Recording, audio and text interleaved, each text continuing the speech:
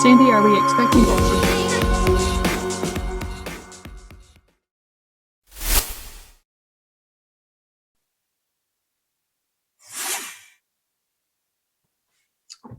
Okay, good afternoon and welcome to our new knowledge session. My name is Sandy Ratliff. I'm with Virginia Community Capital.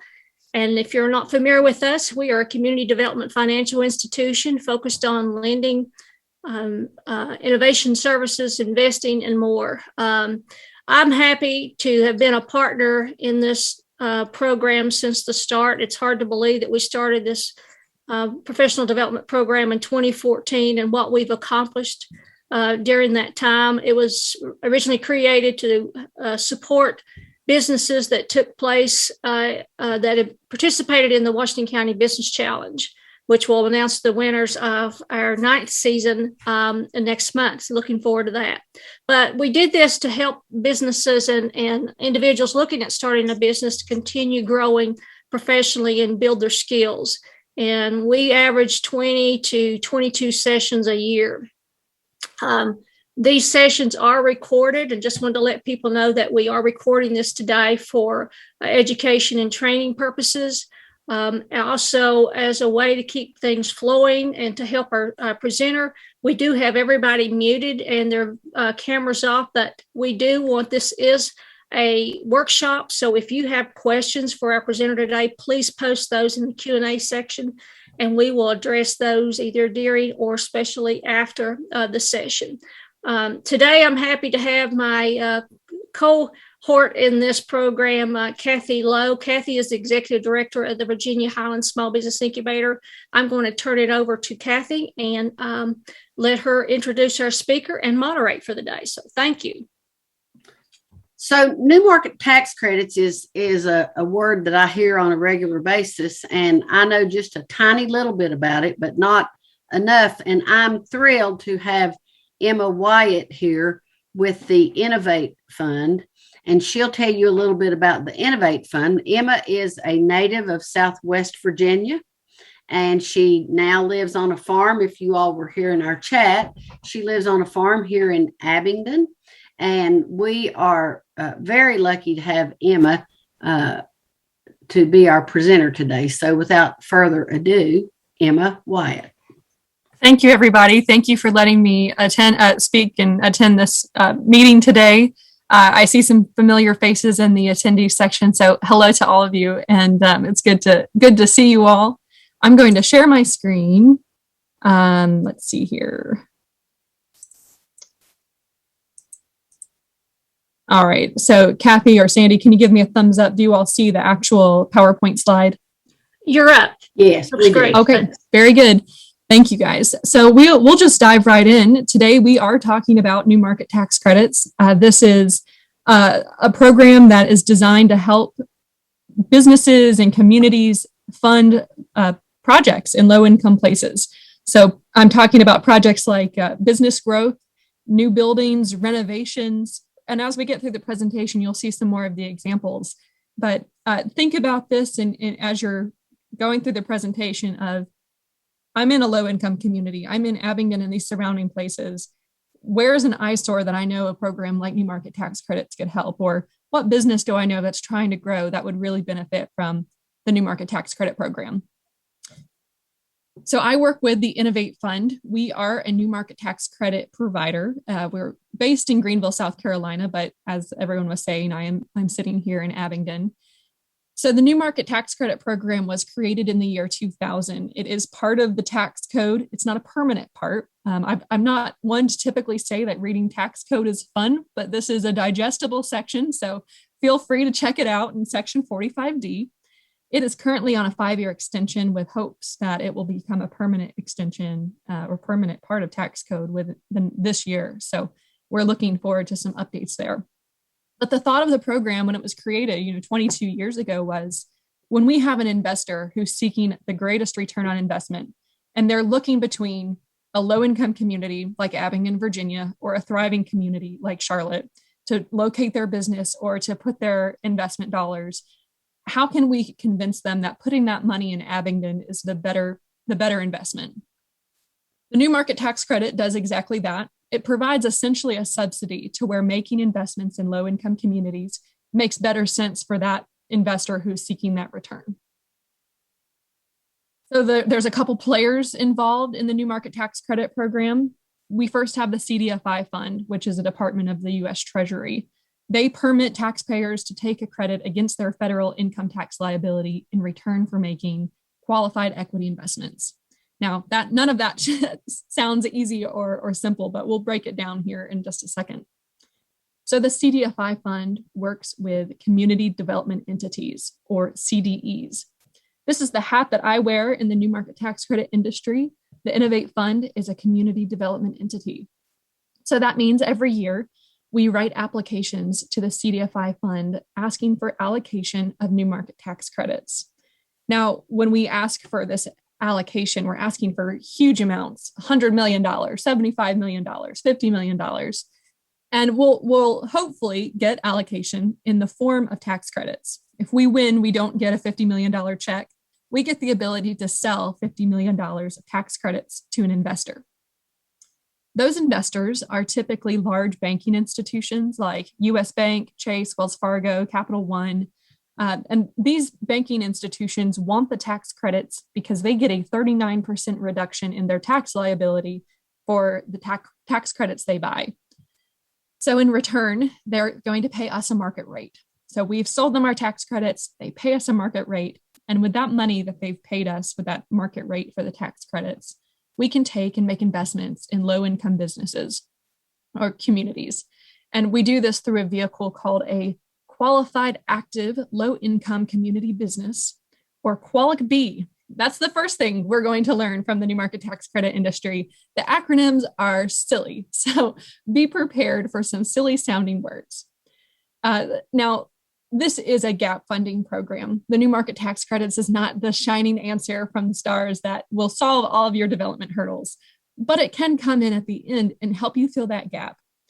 So we tell people that the new market tax credits can bring about 20 to 30% of your total development cost to your project, meaning 70 to 80% has to come from you all, from some sort of, we call it the leverage. So whether that's your bank loans, that's grants, it's equity, it's a bridge of multiple grants.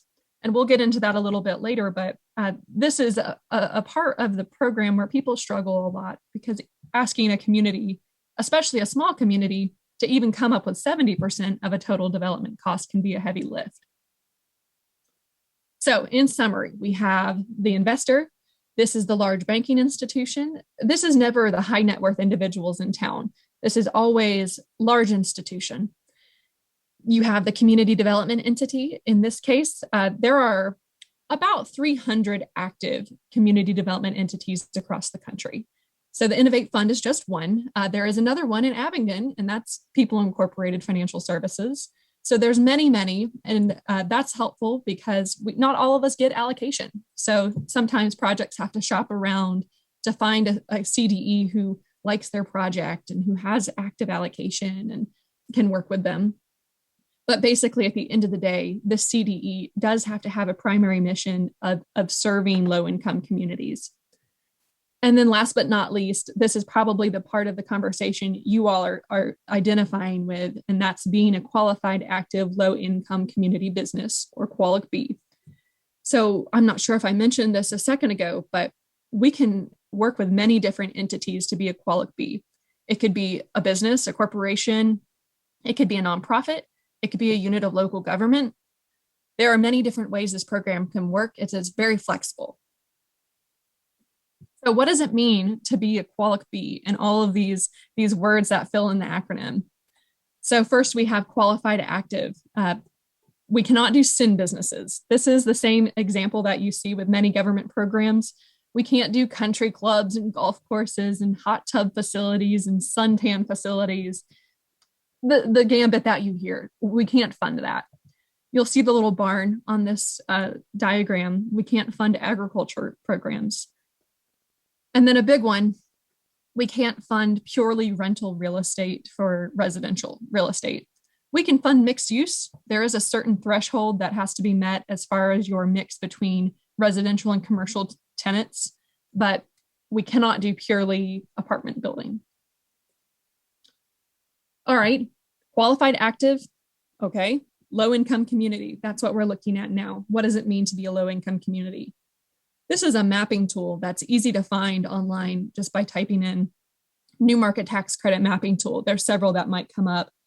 And what this picture is showing us is in the Abingdon town boundaries here, we have three colors. We have the pink color, which means that census tract is a severely distressed census tract. We have the yellow color. That means it is eligible for new market tax credits, but it doesn't meet an additional characteristic of distress. And then the gray, and the gray means it is not eligible for new market tax credit investment. So you can see a large portion of our town is in this pink color. This is being based on census tracts. So we're looking at the percent of people in poverty, the median family income, and the unemployment rate of that census tract. Other characteristics of distress do come into consideration for CDEs looking to invest in low-income places. And some of those might be being in a brownfield, being in an ARC distressed area, being in a medically underserved area. So the list is quite long, and this is not exhaustive. So if you feel as though your idea of a project is in a new market tax credit area, but you're not quite sure, we can easily have that conversation. And I'll add here, opportunity zones are a word that exists in the same world as new market tax credits, but it's not the same thing. So I know there are a couple opportunity zones scattered throughout Washington County, but there are many more new market tax credit eligible areas than there are opportunity zone areas in our area. Okay, and last but not least, we have business. So we talked about qualified, active, low income community, and now we're looking at what we can actually consider to be this business. New market tax credit financing can really be used to pay for anything that has to deal with picking up and building a building. So it can be real estate acquisition, site prep, rehab, new construction, tenant build out, some equipment and soft costs. But the thought of it is when we're making our investments in low income communities, real estate is pretty safe because it's pretty unlikely you're going to pick the building up and move it across the street, even though we did just see that last year in Abingdon. So we are looking at real estate type projects. Oh, and I will add here, projects typically need to have a total development cost of at least $5 million in order to attract adequate interest from new market tax credits. And we'll get into that in just a second when we talk about the financials and how it works. But basically, we are looking at really large development projects. At the end of the day, though, when we're evaluating projects, we're asking one big question as a CDE, a community development entity. We're asking, how does this project build community capacity? And that looks different in every community. Our community in Abingdon, we might not need another commercial development strip mall, but a small community in the coal fields of Southwest Virginia or West Virginia, they might not have a place that has a place to buy socks and cucumbers and go to the dentist. So it always looks different for each community. But if you all can tell us a story about how this project is enhancing community capacity, whether that be through creating jobs or creating an actual community facility, then we typically can underwrite based on those, what you know as the expert in your area. Okay, so this is my worst but favorite slide of the presentation. We're going to talk about how the money works in a new market tax credit transaction. This is very surface level and it's basic for the transaction, so it does get pretty complicated. So we'll just do an ideal case scenario. And Sandy and Kathy, I don't have the questions or anything popping up. So if people are asking questions or if anyone wants to ask a question, please interrupt. Will do. Okay, so let's pretend that we're doing a $10 million development. $10 million is an average allocation size, and it's a desirable amount. Most CDEs who are deploying allocation want to be in that $10 to $12 million range. Maybe 8 to 12 would be a more fair range, because we want to be able to do a project that's going to have a lot of impact, and we'll get to that. Okay, so $10 million allocation. The CDE really likes your project. We say, yes, we'd like to give you allocation. So we go out and sell our tax credits. We sell these to the investors. These are the institutions like SunTrust or Truist now, US Bank, Chase, Wells Fargo, and they get a 39% reduction in their tax liability. This tax liability reduction is taken over a 7-year period. So that is the compliance period of the new market tax credit transaction, 7 years. So the math we've got going on here right now is 10 million multiplied by 39% for a total of $3.9 million. So we talked about the market rate earlier. The investor pays a market rate for these tax credits. In this example, I have the market rate laid out at 82 cents. So the math is $10 million multiplied by 39%, multiplied by 82 cents of the market rate. So the amount of equity that the new market tax credit allocation will bring to this project is $3.198 million. This money goes into an investment fund. The investment fund is a vehicle which initiates the transaction for the new market tax credits, and it is owned by the investor. But because this is the initiator of the transaction, we need to have $10 million in this investment fund. So the other $6.802 million of investment needs to come from this leverage that we talked about sourcing in the beginning. This could be commercial bank loans, it could be grants, it could be equity, you name it, we've seen it done. We closed a deal yesterday, actually, that we saw a lot of opportunity zone equity come in as a contribution. So there's ways to mix programs, and we've also worked with many projects before that have taken advantage of Appalachian Regional Commission funding as part of their leverage. So now in this investment fund, we have the magic number of $10 million, and we flow that down through the sub-CDE to the Qualic-B in the form of 2 loans. The first loan is this A loan. It mirrors the terms of the leverage loan. So if you got bank debt at 6%, this A loan will look, smell, taste, feel like bank debt at 6%. The B loan is what makes this program super attractive. Because the investor only cares really at the end of the day about that 39% reduction in their tax liability, this $3.198 million that they paid for that reduction is really not what they're interested in. So at the end of the 7-year period, this is essentially, I'm not going to, no accountants on the phone, call the IRS when I say this, please, but it is essentially a forgivable loan. So at the end of the 7-year period, there is a put call option in place where the investor and the CDE can exit the deal, and the B loan, the residual value of the B loan resides with the Qualic-B. So you can essentially think of this like debt with equity features. Now, over the 7-year period, which is the compliance period, the A and the B loan are blended together, and the project only pays interest during the 7-year period on that blended rate. Because the B loan is essentially equity type debt, and the A loan is coming in as perhaps traditional debt, perhaps grants, perhaps equity, this blended rate is quite low most of the time. We could see a blended rate average of maybe 2.5%, and you were paying interest only during the 7-year period. So it's pretty attractive. You get the residual value of the B loan at the end of 7 years. You have this interest only payment period where the project can ramp up over 7 years. But there's always a but. And in this one, its transaction costs are quite high. So on a deal that's $10 million, you easily could expect $800,000 in transaction costs. These costs are to pay the CDE's success fees and asset management fees. It's to pay all of the lawyers and accountants who are part of the deal to go through the structuring and help you actually close it. But it also can set aside reserves to where the project can reserve the payments it has to make during the 7-year period. So these transaction costs do not come out of the A loan. They come solely out of the B loan.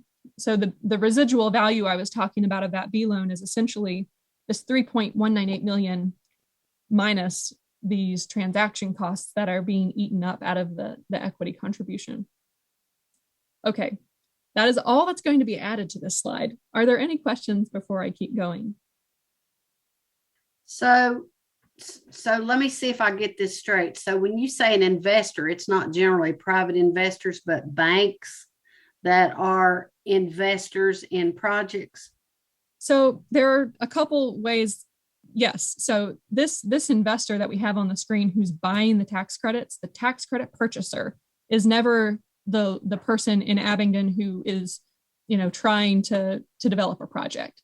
The qualifiee, though, the person who is actually building the project or, leasing the building or whatever, that person is always local tenant, local person. Right. So the way the local person is involved in this program is by participating in coming up with the project. Right. So I guess my question is, so when you're talking new market tax credits, though, you're not talking,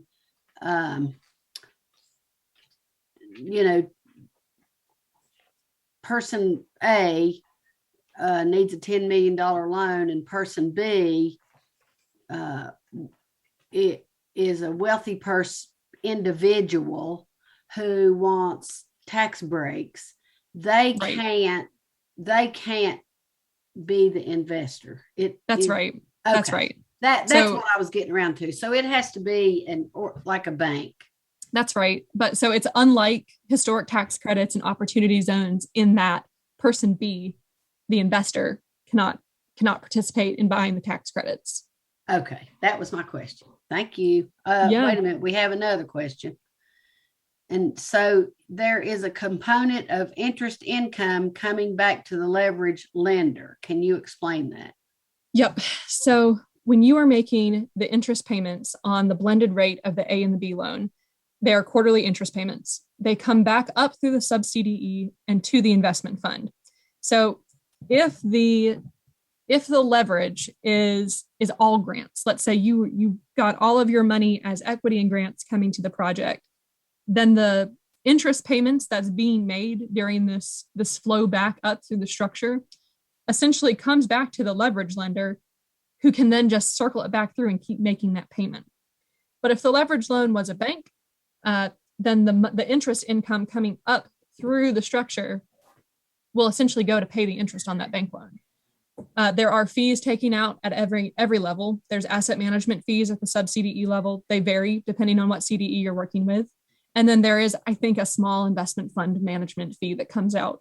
So the full amount of the interest payment does not come to the bank or through the structure, but a portion of it will. So the interest rate that we're working with, the blended rate, is set based on whatever the terms of what this leverage is.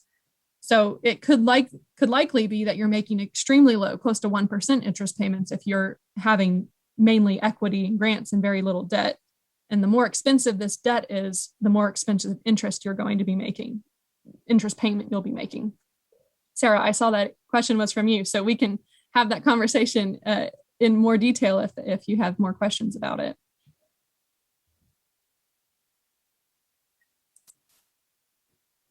Any other questions on this slide? I'll keep going. If not, we can come back to whatever after we get through some more slides. Okay, we'll keep moving on.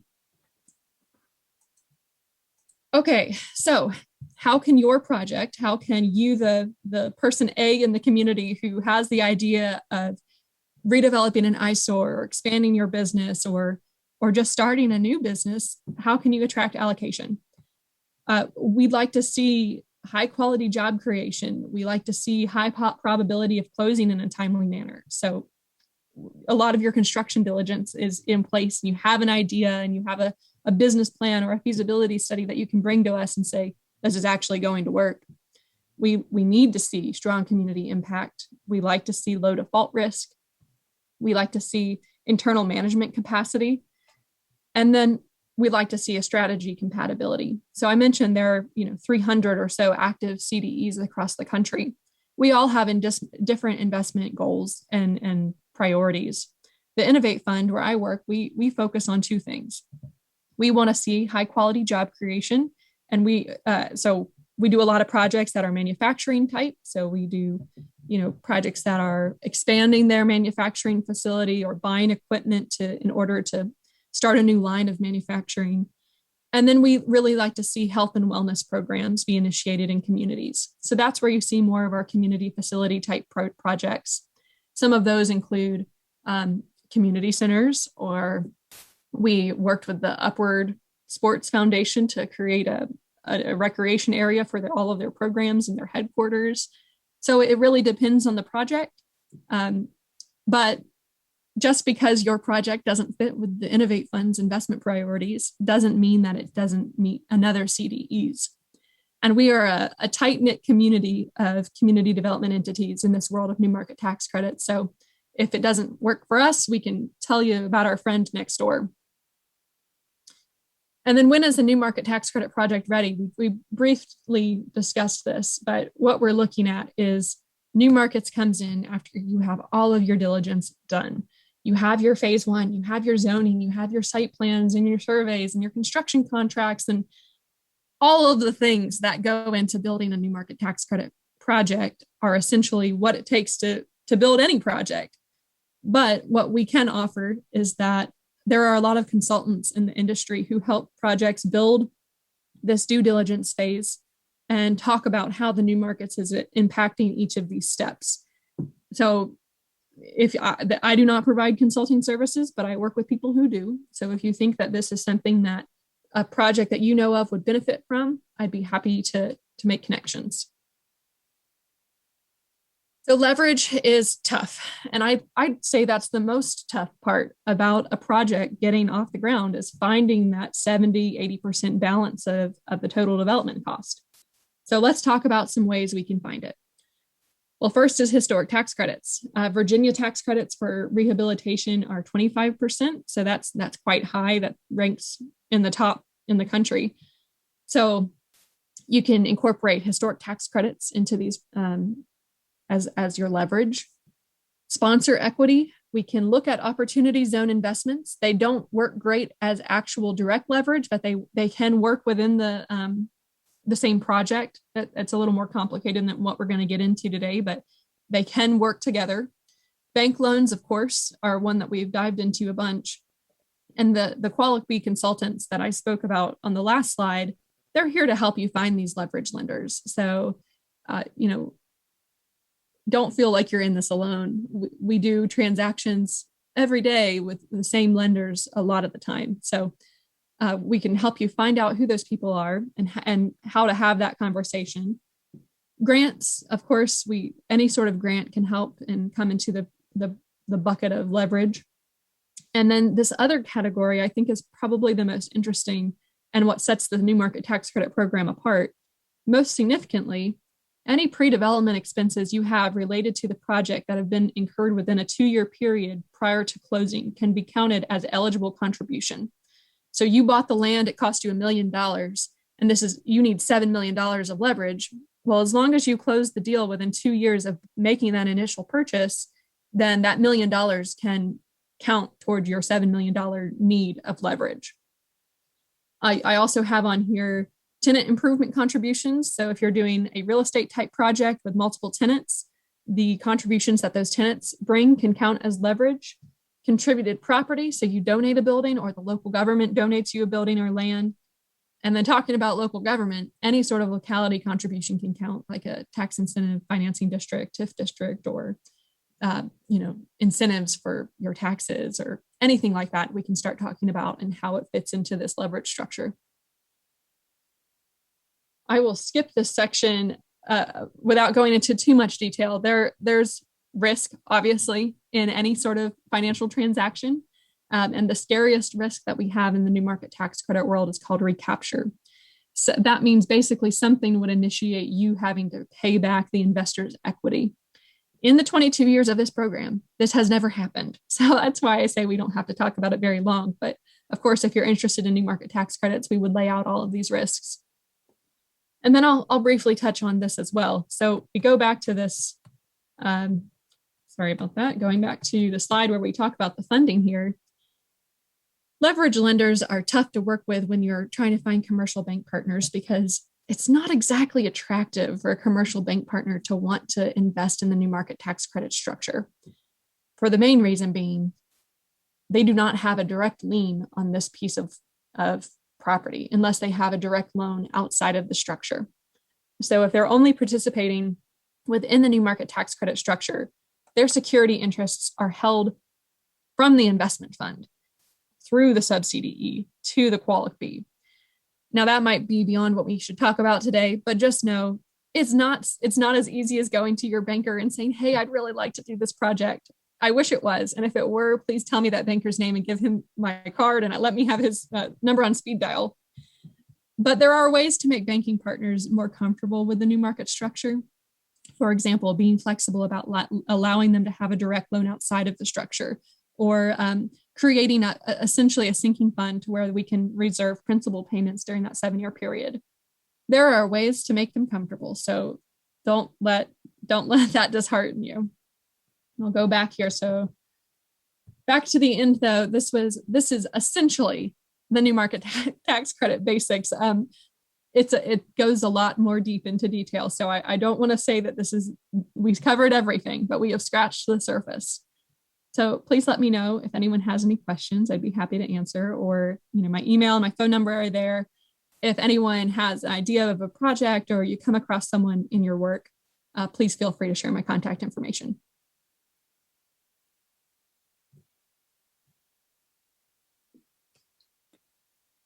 Well, thanks, Emma. I appreciate that. And we've got a question here from Emily.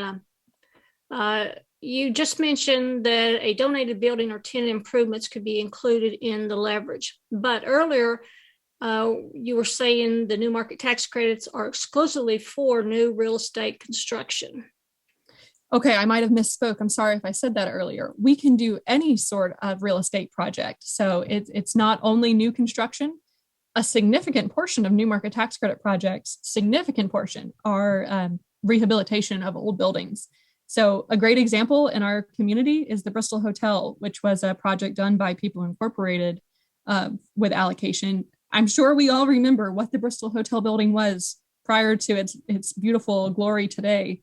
But that was a new market tax credit project that I'm not sure if the building were contributed or anything, but it was a rehabilitation. So new market tax credits have anything to do with real estate, not exclusively new real estate. Any sort of rehab can definitely be counted.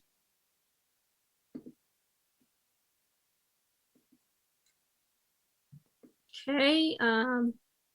She said, thanks. I have a question. What do you think is the biggest myth about new market tax credits from people that? Oh, interesting. Maybe it's that's a good question. The biggest myth of new market tax credits, I would think, is that it's an inaccessible program. As you can see, it's complicated. It's not something that you're going to start on tomorrow and finish up in 2 weeks from now. It is a complicated structure, but I believe that there are a lot of people in the industry who are out to help you and help you figure out how to walk through the process to where it doesn't have to be a daunting process that's unable to be accessed for many communities. I will make a plug right here for the Opportunity Appalachia program. I'm not sure if you all have heard of this. It is currently ongoing via the Opportunity Appalachia is hosting this program. It's an ARC Power grant, essentially. But what they're doing is providing technical assistance funds for communities or businesses who would like to expand using new market tax credits or opportunity zones or historics.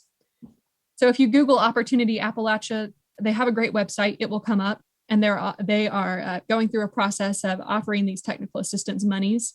But essentially, what my point is, there are definitely people and organizations in this world of development finance who are there to help you with education, there to help you with financing. So, take advantage of those things. Take advantage of Opportunity Appalachia. Take advantage of, having a CDE in your community and people who can offer advice.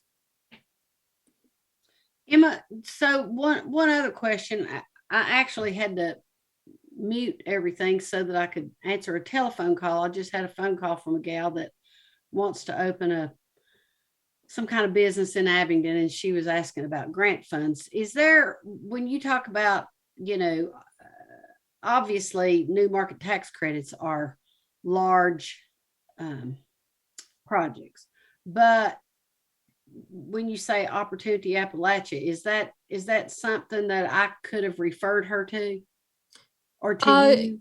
Opportunity Appalachia is still wanting the final end result to be a development project. It Okay. could be, a small equipment purchase for a company. That certainly, I think, is something they're counting as eligible. But all of these programs that I'm working and revolving around are certainly leading to some sort of development, whether that be business expansion on a large scale or building development. Very good. Well, I certainly appreciate everything that you've told us about this today, and it gave me a little better understanding of new market tax credits. I've served on a lot of committees over the years, and occasionally, I'll hear that term and I, didn't totally understand and probably still don't totally understand, but I've got a better understanding of that. And I really appreciate you spending your time today to help us out.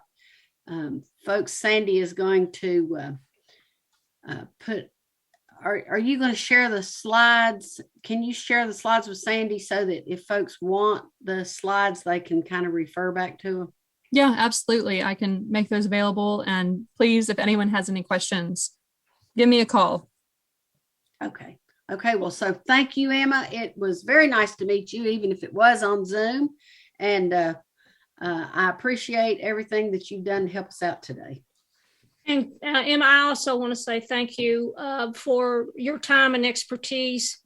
We could not do this program without folks like yourself who donating your time and your talents and knowledge to share with individuals.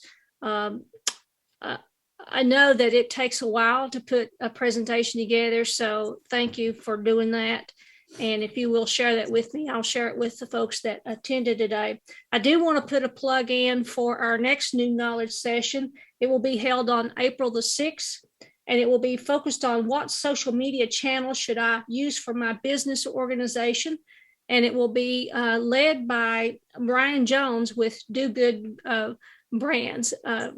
Ryan is a Hayside native, but now lives in Pikeville, Kentucky, but has a lot of experience building brands and working with social media. And I'm also want to share a screen. Virginia Community Capital, we have a workshop next week. Bring that up on Friday, April the 1st at 10 a.m. at the Bristol Public Library. It'll be focused on community and economic development financial resources. You had mentioned about opportunity zones. Our leader of our opportunity zone will be there to talk about that and some of the other programs that are available. So that is free, and it'll be from 10 to 12 at the Bristol Public Library. So I hope you can attend that session. And if you want me to send you the registration information via email, just let me know or send me a note. Again, thanks so much for your time and being a community supporter for this program. So I hope to see everybody again and be a blessing to somebody today. Thank you. Bye. Bye-bye.